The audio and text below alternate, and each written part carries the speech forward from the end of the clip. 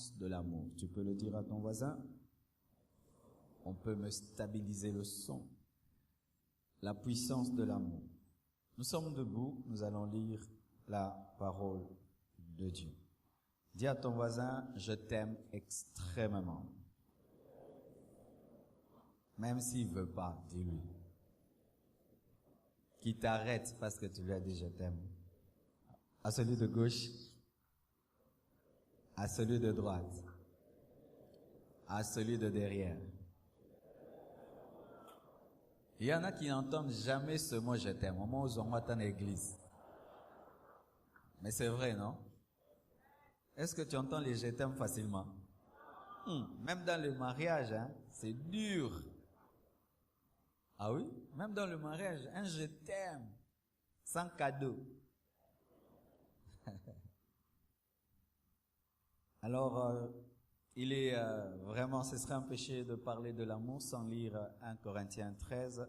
C'est le plus grand chapitre sur l'amour et aujourd'hui je vais m'appesantir sur 1 Corinthiens 13, parler aussi dans 1 Corinthiens 12 et puis 1 Corinthiens 14. Aujourd'hui, j'introduis mes dizaines de prédications pendant ces 30 matins. Il faut aller jusqu'au bout pour tout comprendre. Dis à ton voisin, il faut aller jusqu'au bout. 1 Corinthiens 13, verset 1 jusqu'à 3, et puis nous allons sauter 8 jusqu'à 13. Vous y êtes? Celui qui ne trouve pas 1 Corinthiens 13, vraiment ne lit jamais la Bible, n'est-ce pas? Tout lecteur de la Bible a déjà lu 1 Corinthiens.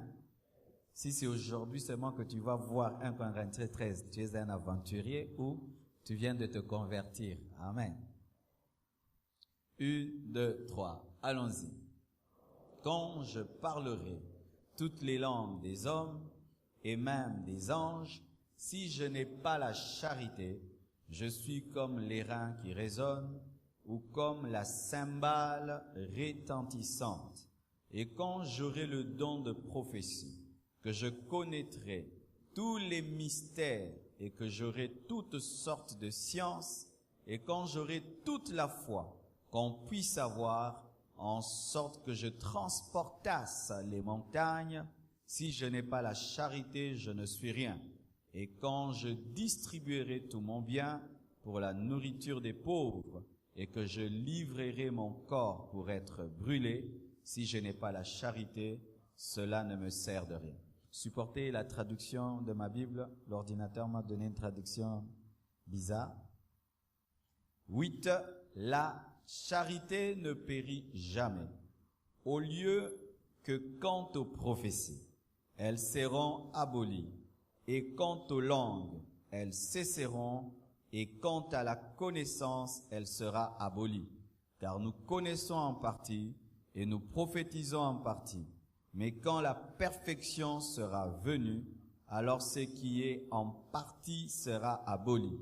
Quand j'étais enfant, je parlais comme un enfant, je jugeais comme un enfant, je pensais comme un enfant. Mais quand je suis devenu homme, j'ai aboli ce qui était de l'enfance.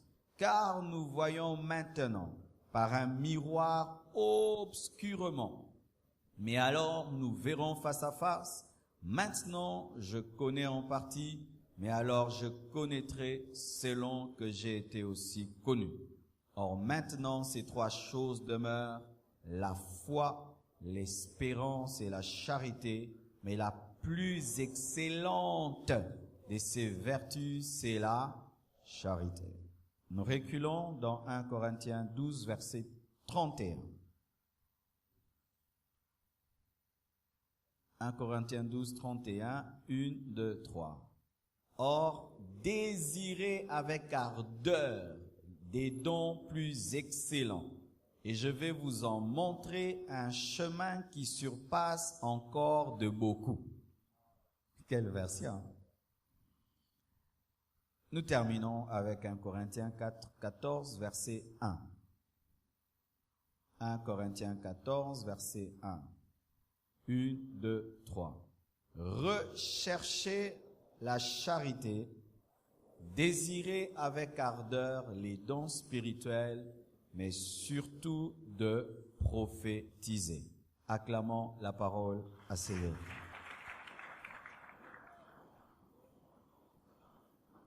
La puissance de l'amour. La Bible dit dans 1 Corinthiens 13, verset 1. Quand je, celui qui dit je, c'est Paul. Et Paul n'est pas n'importe qui dans la Bible.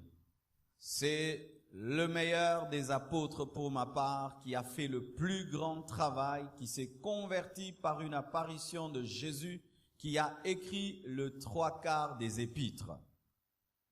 Utilisé puissamment par Dieu, dans des signes, des prodiges et des miracles. Dieu a été avec cet homme. Il a atteint des niveaux spirituels très très élevés au point où, à cause de la grande connaissance qu'il avait du mystère de Christ, il fallait que Dieu mette une écharde dans sa chair pour qu'il ne puisse pas s'enorgueillir. Imaginez le niveau spirituel que cet homme avait atteint, au point où Dieu devait l'affaiblir pour qu'il ne s'enorgueillisse pas. Mais cet homme, ce grand homme Paul, ce grand apôtre de Jésus-Christ qui a influencé le monde, dit ceci: quand moi Paul, je parlerai toutes les langues des hommes et même les langues des anges, si je n'ai pas l'amour, je suis comme l'airain qui résonne ou comme la cymbale retentissante. Quel que soit le fait qu'il soit Paul, Paul reconnaît que sans amour, il n'est pas Paul. Quelle que soit la grandeur du ministère de Paul, Paul dit lui-même, au sujet de lui-même, que s'il n'a pas l'amour, son ministère n'est rien, lui le Paul. Et il parle des choses que l'Église trouve extraordinaires. Parler toutes les langues des hommes par l'Esprit. Paul est en train de parler du don de diversité de langues qui permet à un homme, par le Saint-Esprit, de parler les langues des hommes qu'il n'a pas appris. Ou tu peux parler chinois, anglais, hébreu, mais tu n'as pas appris. C'est ce qui est arrivé dans Acte 2, dans la chambre haute, lorsque le Saint-Esprit est descendu sur les apôtres. Ils ont commencé à parler des langues des hommes, mais qu'ils ne connaissaient pas. Maintenant, Paul dit ceci: si par le Saint-Esprit, il parle chinois, il parle anglais, mais sans amour, ce chinois et cet anglais ne sert à rien. Et il continue, il dit, si je parlais la langue des anges, les langues des anges sont ces langues que nous parlons et qui ont besoin d'une interprétation. Car par le Saint-Esprit, tu peux parler le chinois que tu ne connais pas, mais par le Saint-Esprit, tu peux parler une langue des anges. Et beaucoup de gens insultent les langues des anges parce qu'ils disent, vous dites des choses que vous ne connaissez pas. Mais parce que nous parlons la langue des anges. Et Paul dit, si je parlais des langues des anges, la langue que parle Michael, Gabriel, mais si je n'ai pas l'amour, je ne suis rien. Cela veut dire ceci, que les dons de l'esprit trouvent leur valeur dans l'amour. Lorsque les dons de l'esprit se manifestent sans amour, ces dons font du bruit. C'est pourquoi il dit, je suis comme une cymbale, je suis comme un airain. Lorsqu'un homme n'a pas l'amour et il parle en langue, il fait du bruit. Lorsqu'un homme n'a pas l'amour et il prophétise en langue, il fait du bruit. Avant de parler en langue, il faut aimer. Avant de prophétiser en langue, il faut aimer. La langue n'est rien sans amour, car c'est le parfum de l'amour qui parfume les dons. C'est ainsi que dans la Bible, on nous parle du souverain sacrificateur qui, sur son habit, il devait mettre un habit qu'on appelle rochette. Rochette avec T à la fin, pas rocher. Rochette. C'est un habit que même les papes et les cardinaux portent chez les catholiques qui s'arrête jusque-là. Ça va jusque-là. Et autour de ce rochette, on mettait des grenades et on mettait des grenades et on mettait des clochettes. C'était un mélange des fruits et c'était un mélange de sang. Les clochettes faisaient du bruit, mais les grenades n'en faisaient pas. Mais autour du rochette, de l'habit du sacrificateur, il fallait qu'il y ait un mélange entre les grenades et les clochettes qui symbolisent le fruit de l'esprit et les dons spirituels. Il fallait qu'il y ait l'assemblage de la nature divine et des capacités divines. Les clochettes révèlent les capacités de Dieu, mais les grenades révèlent la nature de Dieu. Et le souverain sacrificateur ne pouvait pas se présenter qu'avec des clochettes. Les clochettes devaient être accompagnées des grenades, comme les dons spirituels doivent être accompagnés de l'amour. Lorsqu'il y a les dons de l'esprit, sans l'amour, les dons de l'esprit détruisent et dérangent. Lorsque dans l'église, il y a des prophéties, lorsque dans l'église, les gens parlent en langue, mais s'il n'y a pas d'amour, Dieu n'entend que du bruit. C'est pourquoi beaucoup de langues manquent d'efficacité. Les gens prient en langue, mais ils ne grandissent pas spirituellement. Ils prient en langue, ils ne sont pas exaucés. Ils prient en langue, rien ne change dans leur vie parce qu'ils prient en langue sans amour. Ce sont des sacrificateurs avec des clochettes sans grenades. Et dans la valeur des clochettes et des grenades, la Bible nous révèle que les clochettes n'avaient pas la valeur des grenades. Les clochettes faisaient du bruit, mais les grenades qui ne faisaient pas du bruit avaient plus de valeur que les clochettes. Pareil, les dons de l'esprit crient, mais n'ont pas la valeur de l'amour qui ne crie pas. Les clochettes permettent de savoir le sacrificateur est vivant, dans le lieu très saint il n'est pas mort, mais les grenades sont ceux qui valorisent les clochettes qui révèlent qu'il est vivant.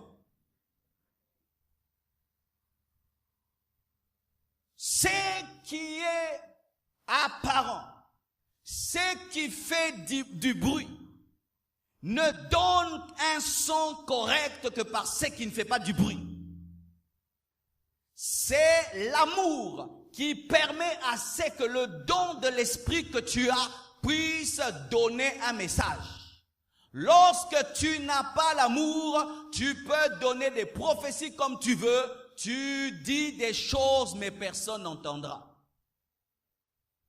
Sans l'amour, Paul dit qu'il n'est qu'un airain qui résonne, une cymbale retentissante qui fait du bruit. Et Paul ajoute, quand j'aurai le don de prophétie, quand je parlerai par inspiration, quand je parlerai de la part de Dieu, quand je dirai, ainsi dit le Seigneur, si je n'ai pas l'amour, je ne suis rien.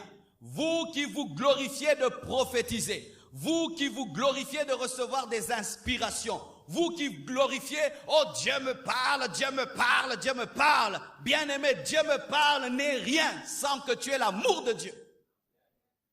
Moi je parle avec Dieu face à face. Moi Dieu me révèle. Moi Dieu bien-aimé. Paul dit, lui Paul, s'il n'a pas l'amour, la prophétie n'est rien.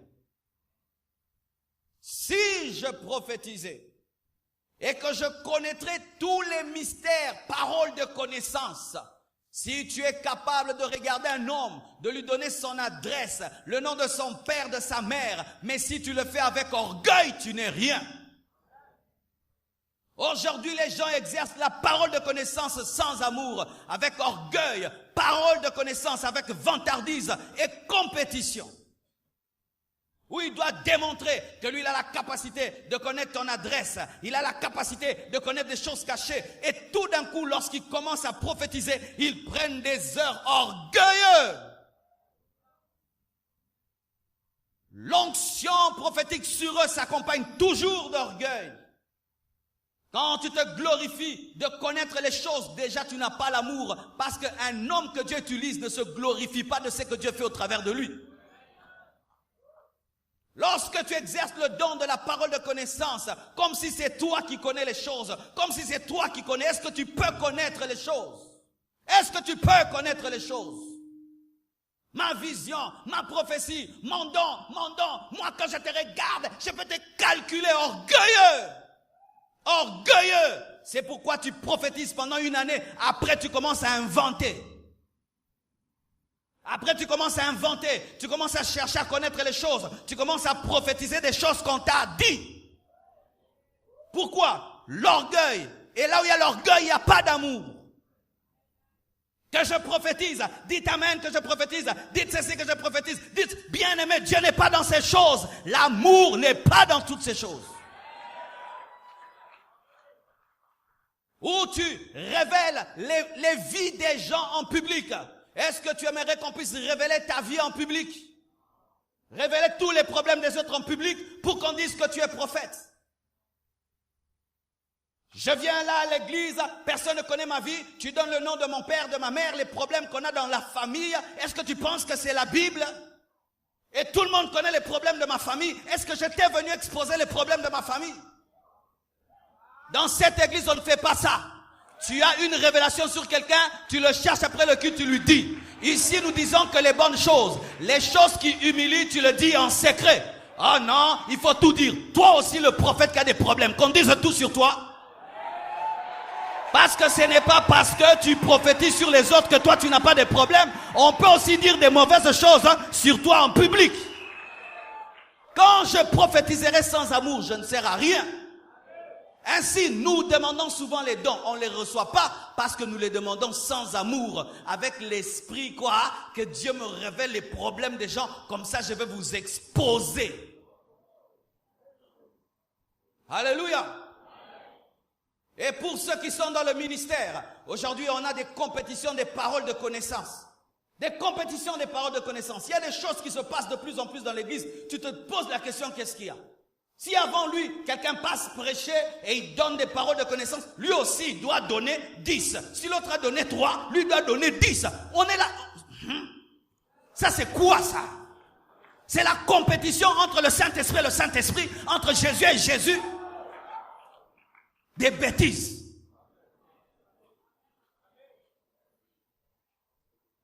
Pourquoi tu cherches le don de paroles de connaissance? Pourquoi tu cherches? Pour être connu, pour être une star, pour être célèbre, pour ceci. Déjà, lorsque ta motivation est impure, l'exercice sera impur. Parce que si ce qui te pousse, c'est la gloire personnelle, l'exercice sera aussi la gloire personnelle. C'est pourquoi nous jeûnons, nous prions. Il n'y a point de don. Paul dit, il dit, si j'ai toute la connaissance, j'ai la science de tous les mystères. Si j'ai la connaissance de la parole sans amour, la connaissance de la Bible sans amour, je ne suis rien. Vous qui aimez la connaissance de la parole et vous qui connaissez la Bible, si plus tu connais la Bible, tu manques d'amour, tu la connais pour rien. L'amour véritable fait que même si tu connais la Bible, tu restes humble. Même si tu connais la Bible, tu restes humble. Certains, plus il commence à lire la Bible, plus il va vers Apocalypse, plus son orgueil grandit. Quand il est à Genèse, c'est petit, plus il évolue, plus ça grandit. Il fait la théologie, il devient orgueilleux. Quand il maîtrise le grec, orgueilleux. Bien-aimé, c'est pourquoi la recherche de la connaissance sans amour tue. La charité édifie, mais la connaissance enfle. Et c'est Paul qui le dit encore. Lorsque vous venez prêcher, ne prêchez pas pour vous faire voir. Ne prêchez pas pour vous faire voir que vous connaissez la Bible. Non, nous ne quittons pas nos maisons pour voir que vous connaissez. Nous venons pour être édifiés et pour être transformés. C'est pourquoi pendant un temps, nous avons arrêté la DNM parce que c'était devenu la compétition des révélations. Nous arrêtons pendant un temps pour que vous compreniez que nous ne donnons pas la chair pour la compétition des prédicateurs. Où tu veux prêcher plus que l'autre, montrer que tu connais plus que l'autre. Bien aimés frères, des bêtises. La connaissance sans amour ne sert à rien, bien aimés. Et je vous dis, lorsqu'il y a la connaissance sans amour, le peuple n'est pas édifié. Il dit que tu connais beaucoup, mais il ne reçoit rien.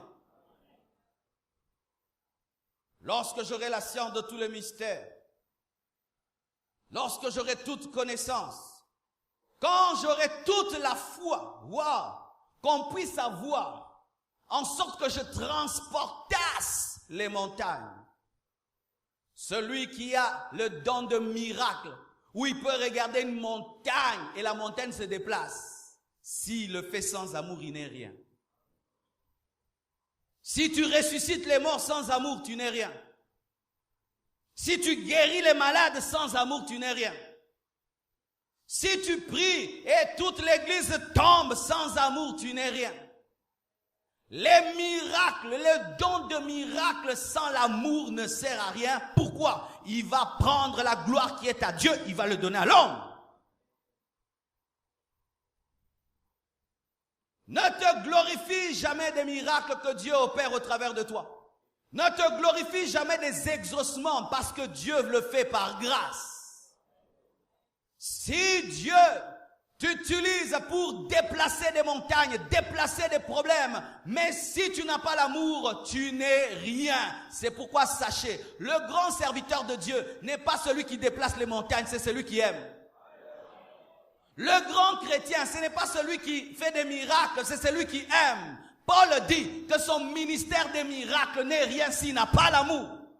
C'est pourquoi, bien-aimés sur terre, ne dites jamais grand serviteur ou petit serviteur. C'est au ciel que nous le saurons. Parce que sur la terre, la grandeur du ministère, c'est dans le nombre de montagnes déplacées.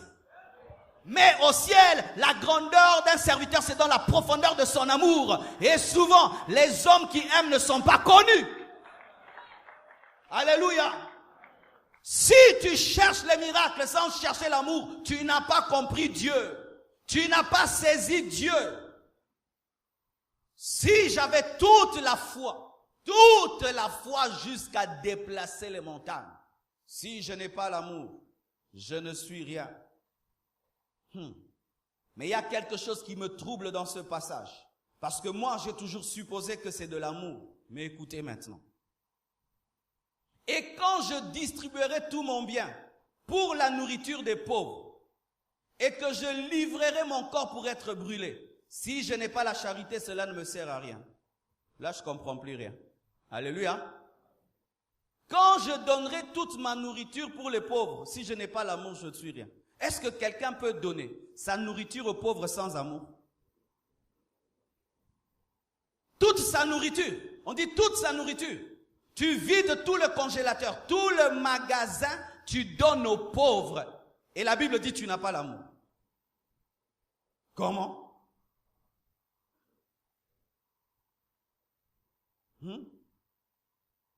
Est-ce que quelqu'un peut arriver à donner toute sa subsistance sans amour? Est-ce que quelqu'un peut arriver à donner son corps pour être tué pour Jésus sans amour? Oui. Comment? Tu peux te donner pour être vu. Tu peux te donner pour être acclamé. Tu peux te donner pour entrer dans l'histoire. Des gens qui se glorifient, des orphelinats, des ONG des pauvres qui se glorifient de tous ceux qui donnent. S'il donne à droite, il dit à gauche. S'il donne à gauche, il dit à droite. Il est possible de tout donner, mais de le donner par orgueil et des fois par rivalité. Lui, il a donné 5, moi je donne 10. Lui, il a donné 20, moi je donne 100. Lui, il a donné ceci, moi je donne plus.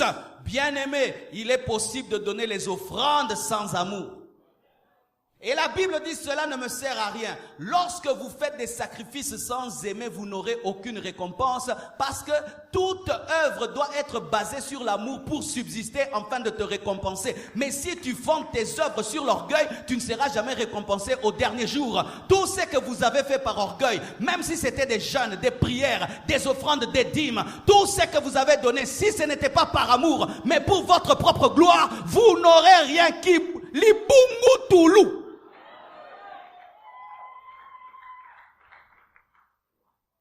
Ou tu donnes et puis tu vas dire, j'ai donné. Tu donnes et puis tu vas dire, j'ai donné. Tu donnes, il faut qu'on te chante. Si tu donnes, il faut qu'on te chante. Il faut que la libanga. Si tu donnes, il faut que tu diriges. Si tu donnes, il faut que tu contrôles. Si tu donnes, il est possible de donner sans amour. Il est possible de faire des sacrifices, de faire des jeûnes sans amour. Ou tu jeûnes pour qu'on te donne un nom de jeûne. Ou tu jeûnes pour qu'on puisse dire que toi tu jeûnes. Et personne ne te pose la question. Mais je jeûne. Je jeûne. Tu ne jeûnes pas parce que tu aimes Dieu. Tu jeûnes pour battre un record et pour être glorifié. Tous les sacrifices que vous faites, si vous les faites pour les yeux des hommes, vous n'aurez rien du tout. Tout ce que vous faites, vérifiez toujours dans tout ce que vous faites de ne rien faire pour la gloire des hommes ni pour votre propre gloire, que ce soit pour la gloire de Dieu. Dans tous les sacrifices qui sont faits, s'il n'y a pas la gloire de Dieu qui est recherchée, mais c'est ta propre vanité, il n'y a rien. Ainsi, frère, nous pouvons faire des grands sacrifices sur la terre. Tu vas au ciel, Dieu te dit bénévolat. Tu peux faire des grandes choses sur la terre. Mais au dernier jour, Dieu te dit, je ne reconnais rien de ce que tu as fait. N'est-ce pas que tu as fait toutes ces choses pour toi-même? Tu peux faire des sacrifices, mais motivé par le moi. Tu peux faire des sacrifices, mais motivé par la chair. Sachez que la chair amène la connaissance du bien et du mal. C'est-à-dire quoi? La chair pousse aussi à faire le bien. Mais ce bien-là est toujours accompagné du mal. Du mal. Les mamans ont donné 1000. Papa, vous allez laisser les mamans vous gagner. Les papas aussi donnent 2000. Vous pensez que Dieu va récompenser cela? Lui se lève, il dit, je donne 5000. Toi aussi, je donne aussi. Pour qu'on te voie. Tu penses que Dieu va récompenser cela? Chaque fois que vous faites des choses pour Dieu, mais au fond de vous, c'est vous-même. Dieu ne reconnaît jamais tout ce travail.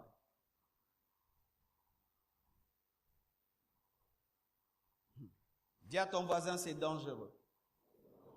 Alléluia. C'est dangereux. Il dit ceci. Au verset 4, au verset 7, Paul définit l'amour et je vais définir ça plus tard. Allons au verset 8. La charité ne périt jamais. Mais les prophéties seront abolies, les langues prendront fin, la connaissance cessera. Bien-aimés frères et sœurs, sur cette terre, il y a des choses qui disparaîtront. Mais pas seulement les mauvaises choses, pas seulement les mauvaises choses, même certaines bonnes choses disparaîtront. La prophétie, on ne prophétisera pas au ciel. Tu vas me prophétiser quoi au ciel? On n'enseignera personne au ciel. Alléluia. On n'enseignera personne. Mais il y a des choses qui vont demeurer. La foi, l'espérance, alléluia, et l'amour. Celui qui est dans l'amour est déjà dans les choses qui demeurent. Et il est dans la chose la plus grande qui demeurera. Car même parmi les choses qui demeurent, il y a une chose plus grande qui est l'amour. Et là, Paul révèle que l'amour est plus que la foi. L'amour est plus que l'espérance. Il y a certains qui disent, comment est-ce qu'au ciel nous aurons toujours la foi? Oui, nous aurons toujours la foi en Dieu. Amen. Hein? Mais pas pour les miracles. Nous aurons la foi pour rester au ciel. Nous aurons toujours l'espérance que Dieu accomplira ses promesses envers nous de nous garder au ciel. Mais il y a une plus grande chose, ce sera l'amour. Pourquoi? Parce que Dieu est amour. Dieu est amour et celui qui a l'amour ressemble à Dieu. Celui qui est dans l'amour aujourd'hui est déjà dans la perfection. Car lorsque le parfait viendra, le partiel disparaîtra. Mais si l'amour ne disparaîtra pas, ça veut dire que dans le partiel, nous sommes déjà dans le parfait.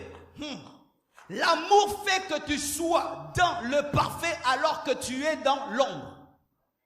Ainsi tu vis déjà. Dans le présent, c'est que tu seras dans le futur, car ce que tu as déjà dans le présent ne périra pas dans le futur parce que tu l'as déjà. Un chrétien qui a l'amour est la révélation déjà de ce qui sera au ciel. Mais un chrétien qui prophétise n'est pas la révélation de ce qui sera au ciel parce qu'il ne va pas prophétiser au ciel. Un chrétien qui fait des miracles n'est pas la révélation de ce qui sera au ciel parce qu'au ciel, il n'y a pas des aveugles. Mais un chrétien qui aime est déjà la révélation de ce qui sera au ciel.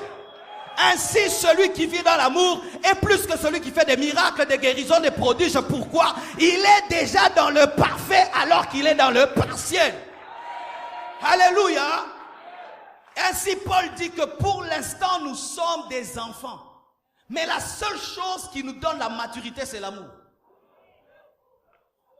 Ah, il y a Chanda là-bas. Prophétiser sans amour, c'est l'enfance. Faire des miracles sans amour, c'est l'enfance. Connaître sans amour, c'est l'enfance. Mais aimer, c'est être adulte. L'homme qui aime est mature. Voici le signe de la maturité dans les choses de Dieu. Ce n'est pas prophétiser, faire des miracles ou connaître la Bible, c'est avoir l'amour. Celui qui a l'amour est plus mature que celui qui connaît la Bible et qui prêche la Bible. Celui qui a l'amour est plus que celui qui donne des paroles de connaissance. Celui qui a l'amour est plus que celui qui guérit les malades. Celui qui a l'amour est plus que nous qui montons ici et qui prêchons.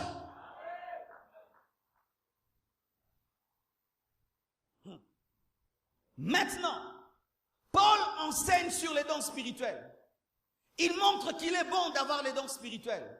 Et il dit, venez, je vais vous révéler le chemin par excellence dans 1 Corinthiens 12. Et je crois qu'il allait dire, il faut jeûner. Parce que nous, quand on veut le don, on fait quoi? On jeûne. Mangengenge, l'ouzizila. Maintenant, il y a des gens même qui montent à Mangengenge, habillés en blanc, et avec des cannes. Et il y a même 20 cannes, et 80 robes blanches, avec des traînes. Ça ne marche pas comme ça. Les dons ne sont pas sur une montagne. Les dons ne sont pas dans un bâton. Les dons ne sont pas dans des vêtements. Les dons sont dans l'amour. Paul dit, venez, je vais vous révéler le chemin par excellence. Tu veux les dons spirituels, miracles, guérison, foi, tout ce que tu veux. Le chemin, c'est l'amour. Lorsque tu aspires aux dons spirituels, va chercher l'amour et l'amour te donnera les bébés appelés dons. Quand tu veux les enfants, tu dois chercher une femme. Quand tu veux les enfants, tu dois chercher un homme. Quand tu veux les dons spirituels, tu dois chercher l'amour. Sans l'amour, tu ne peux pas avoir les dons spirituels. Si tu as les dons spirituels sans amour, ce n'est pas un bon bébé. Il va amener la destruction. Pourquoi? Celui qui a les dons sans amour est un dragon. Voici. L'amour révèle la nature de l'agneau. Les dons révèlent la puissance du lion. Quand tu as la nature de l'agneau par l'amour et la puissance du lion par les dons, tu révèles Christ. Mais quand tu as la puissance du lion sans la nature de l'agneau, tu n'es pas un lion, tu deviens un dragon.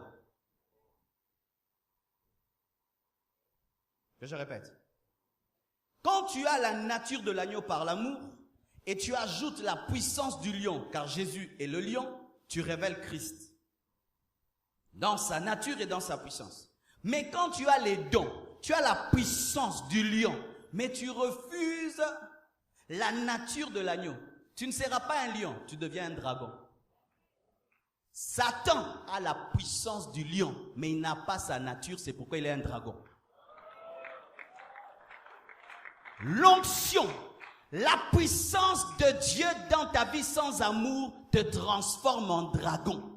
Ainsi, tu parles et il y a la puissance, mais quand on s'approche, on ne trouve pas l'agneau, on trouve un dragon. Les dons de l'esprit, si tu ne cherches pas l'amour et tu cherches les dons de l'esprit Les dons de l'esprit vont te détruire, C'est pourquoi dans 1 Corinthiens 14, verset 1, il est dit, recherchez l'amour et aspirez à la prophétie. Avant de chercher la prophétie, recherchez l'amour qui est plus que la prophétie. Tu es en train de comprendre pourquoi ça fait des années et des années. Tu cherches les dons, tu ne les trouves pas. Parce que tu cherches les dons pour être comme l'autre. Seigneur, moi aussi je veux parler en langue, pourquoi l'autre parle? Seigneur, moi aussi je veux faire des miracles, pourquoi lui aussi fait des miracles?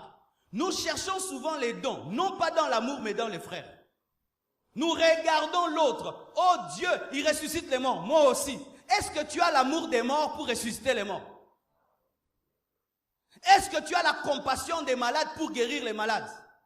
Est-ce que tu as le fardeau des possédés pour délivrer les possédés? Tu veux seulement chasser les démons. Est-ce que tu as l'amour? Voici.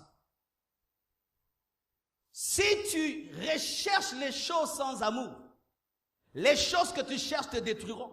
Voyez Samson, il avait la puissance, mais il n'avait pas l'amour. Il n'avait jamais fait un seul miracle pour Israël. Si vous lisez tous les miracles de Samson, jamais une seule fois, Samson a prié Dieu pour le peuple. C'était moi, moi, moi et moi. Et qu'est-ce qu'il est devenu? Aveugle et il est mort. Tu as l'onction, tu n'as pas l'amour, tu vas vendre l'onction. Tu as la prophétie, tu n'as pas l'amour, tu vas prophétiser, mais avant l'offrande du prophète. Tu as le don où tu vois les choses, tu vas détruire les familles. Tu vas aller dire des choses. Mais celui qui a l'amour, il peut même savoir que tu es sorcier, mais il te cache, il prie jusqu'à ta délivrance. Qu'est-ce qui détruit les églises aujourd'hui? Beaucoup de dons, mais peu d'amour. Beaucoup de dons. Celui-ci a attrapé l'autre sorcier, l'autre sorcier, l'autre sorcier, l'autre sorcier, l'autre sorcier, l'autre sorcier. Attraper un sorcier n'est pas extraordinaire. Délivrer les sorciers, c'est ça l'amour. Révéler la maladie n'est pas extraordinaire, mais guérir les malades, c'est ça qui est extraordinaire. Parler en public de mes problèmes n'est pas extraordinaire. Traite mon problème, ça c'est extraordinaire. Oh, le Seigneur me montre, tu as des liens, tu as fait ceci, tu as fait cela. Après rien, je suis grand prophète, j'ai vu. Tu es un microscope. Il y a la différence entre le microscope et le chirurgien. Le microscope va voir ta maladie, mais va jamais te soigner. Mais le chirurgien, il va ouvrir ton ventre. Il va salir les mains. Il aura le sang sur son corps, mais lui va t'aider. Ne soyez pas des microscopes, soyez des chirurgiens. Alléluia. Ou maintenant, quand Dieu te révèle les choses, tu commences à regarder les autres de haut. Jésus est venu comme la lumière dans les ténèbres. La lumière dans les ténèbres. La lumière dans les ténèbres. La lumière dans les ténèbres. La lumière dans les ténèbres. Alléluia. Bien-aimés frères et sœurs, tout passera sauf la foi, l'espérance et l'amour. Et la plus grande de ces choses, c'est l'amour. Bien-aimés frères, lorsque tu entreras au ciel, voici qui va t'accueillir, l'amour. Donne-moi un amen que je prêche. Lorsque tu entreras au ciel, avant que Gabriel ne t'accueille, avant que Michael t'accueille, tu vas sentir l'amour de Dieu t'accueillir. Pourquoi? Si l'amour de Dieu ne t'accueille pas, la sainteté de Dieu va te chasser. Bien-aimés frères et sœurs, la nature de Dieu la plus excellente n'est pas de sa puissance, mais son amour. Dieu nous a sauvés pas parce qu'il est puissant. Dieu nous a sauvés pas parce qu'il est saint. S'il avait suivi sa sainteté, jamais il n'allait nous sauver. Devenir pécheur, jamais. Dieu, s'il avait agi dans sa puissance, il n'allait jamais nous sauver. Il allait brûler la croix. Mais l'amour l'a affaibli, afin qu'il accepte de rester sur une croix, qui laisse des hommes le crucifier, lui arracher la barbe parce qu'il pensait à toi, parce qu'il pensait à moi. Sa puissance les dérangeait. Fais quelque chose. Il dit non, je les aime beaucoup. Sa sainteté les dérangeait. Mais toi tu es saint. Comment tu peux accepter les péchés? Mais il disait non. Il a accepté de mourir. Le premier jour est passé. Le deuxième jour et le troisième jour, sa puissance l'a ressuscité et il est sorti vivant du tombeau.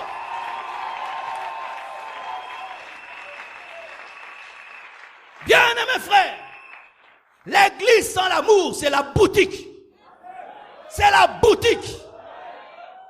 L'église sans l'amour, ça détruit les vies. Vaut mieux faire nanandaku, en français. Vaut mieux que tu restes à la maison.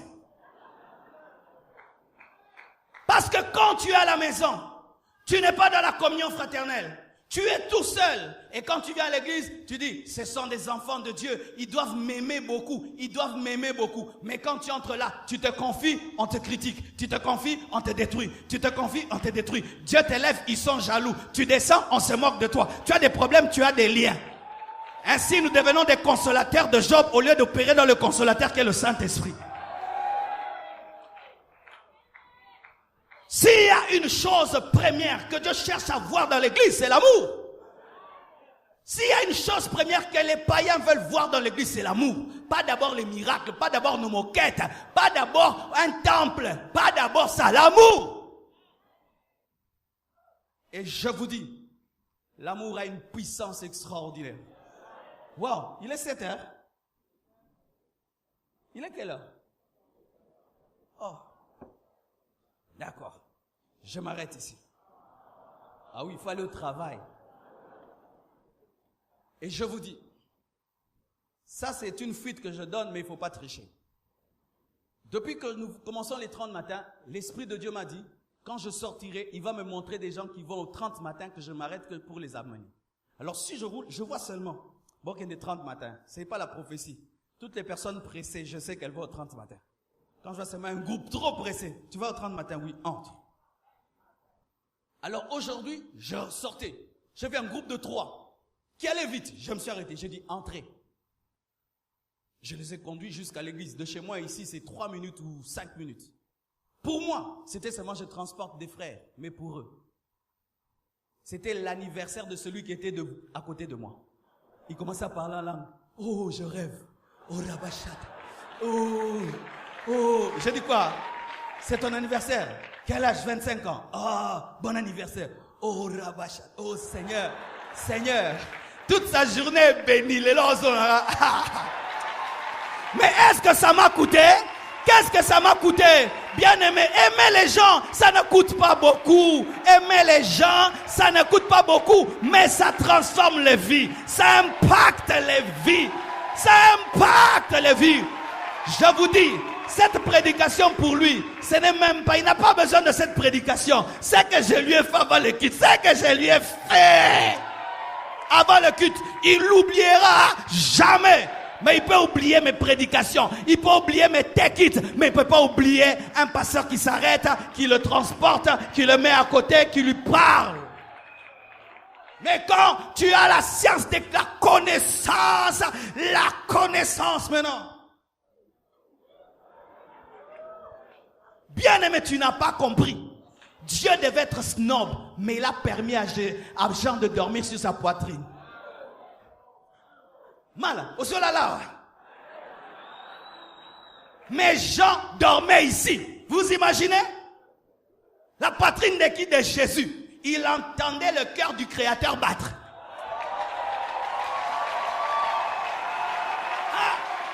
Jean dort ici. Jésus pouvait dire, quitte la poitrine sanctifiée. Quitte. Non. C'est pourquoi moi je crois à une chose, que plus Dieu élève un homme, plus il doit être humble. Et humble et humble. Que Dieu vous bénisse abondamment. Alléluia. Alléluia.